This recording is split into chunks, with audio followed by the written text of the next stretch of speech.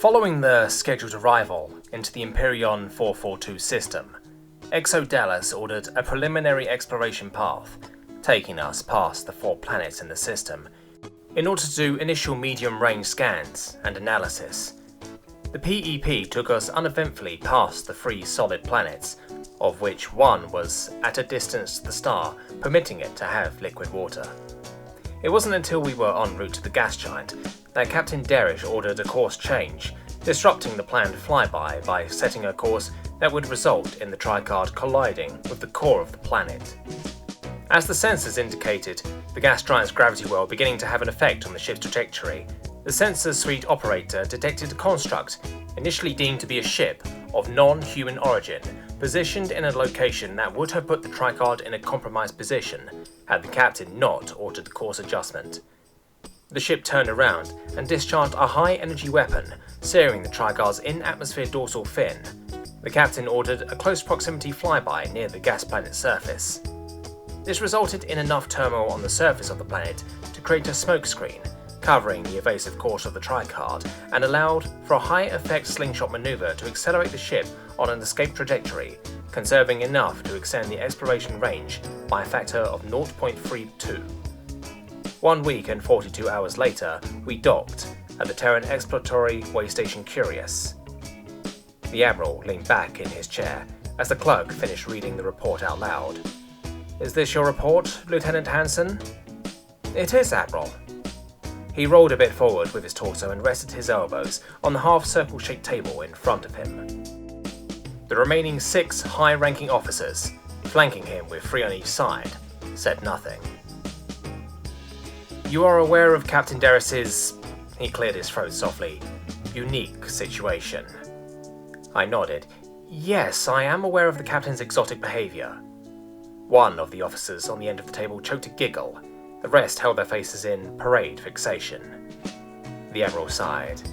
"We all are, Lieutenant, which is why we've called you into this hearing." I cocked my head, indicating a professional confusion. The Admiral continued. "Knowing what we do about Captain Derish and having seen plenty of AARs from his crew, reading an AAR that actually sounds like a routine exploration, despite encountering an alien vessel." He paused, choosing his words carefully. "This is the odd one out." "Admiral, my report follows every protocol regarding AAR submission and we know this and recognise that as the highest ranking bridge crew, apart from the commanders, your AAR is the one submitted. You have done nothing wrong, Lieutenant." He leaned back in his seat, his brows crunched up in worried figures on his forehead. A colonel on the Admiral's right leaned into her microphone. "We would like to hear what actually happened, Lieutenant, and, more importantly, why you would cover it up like this." "I see." I reached out and grabbed the glass of water. Taking a sip, I gathered my thoughts. "Let me start with some background," I began. The colonel snorted and started reading out from my records. I looked at the Admiral, who silenced the colonel with a hand gesture. "Go ahead," he said as he nodded at me. "Are you familiar with the Planesse 4 system?" I didn't wait for the reply. "Don't worry, very few are. It is essentially an asteroid field the size of Sol system, orbiting a dying red dwarf star. The few ships that make it there without being freighters have one thing in common and one thing only. They've got nowhere else to go and no funds to go any further. I was born in that system. For those of you who are Terran by birth, it is the space equivalent of a trailer park, and by comparison, I am the son of trailer park trash. My parents were asteroid miners and made their daily lives bearable by inhaling FTL fuel fumes through their EVA life support. That left me, a 10-year-old boy, with 2 options: rock skimming or FTL snorting. I chose skimming. Half the officers looked like I had declared war on their sense of justice. Rock skimming is basically the asteroid field equivalent of a drag race. In Sol, you have an annual tournament that runs from planetary orbit to adjacent planetary orbit. We raced from microplanet to microplanet, surface to surface through the asteroid field. And yes, it is very illegal. It gave me purpose. I had an old dying skimmer and I couldn't get spare parts or find a repair shop anywhere. So I learned to read, write, repair and fly. I was good at it. So good that I could join the Terran Fleet Academy on merit of having 6 years of experience on my piloting credentials by the age of 19. Now don't get me wrong, flying a starship from System A to System B and then plotting a course is all good and fun, but I took another sip of my water. The 7 people sitting in a half circle, all facing me, all looked like I was about to drop a bomb in their laps. It doesn't hold the challenge of interpreting Captain Derris's orders or executing them. I guess the reason for me to be very precise on protocol is when it comes to the AIR, is this. Derris is a skilled captain and a good man for no other reason than that. He deserves my loyalty, and if you want more, he challenges me. The Admiral gave me a soft smile. That is 2 very good reasons, Lieutenant. Now, what really happened? We arrived in the system without the captain on the bridge. He had been busy with his afternoon snack during the FTL transit and had spilled the contents of his sippy cup on his Santa suit.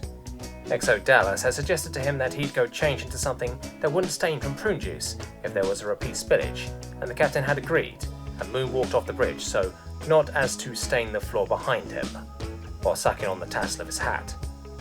XO Dallas ordered the routine flyby so we could gather data for the science pack, and I plotted the course. After we passed the second planet, Captain Derris returned to the bridge and declared "siesta" from the doorway. I turned and watched as he tried to maneuver an oversized sombrero through the opening while keeping it on his head. In failing to do so, the captain ordered the sombrero confined to the brig and had 2 security staff escort the hat to confinement, complete with a standing order to interrogate it and file a tribunal for failure to properly negotiate spatial proportionate exerciseways with regards to rank and procedure. The Colonel lowered her head in defeated realization of what the folder on her desk labelled Sergeant Hattie McSombrero Disciplinary Case contained. The captain then took his seat in a loving embrace and engaged in what I can only describe as aggressive courting. With the chair as we approached the 3rd planet, the chair had refused his repeated attempts at second base long enough for him to abandon the plan of action. He grabbed a banana and made eye contact with me. I don't care how many battles you've seen or what war zones you've witnessed, you've never seen pure evil until you've held eye contact with a man eating a banana without removing the peel first. He even ate the little sticker.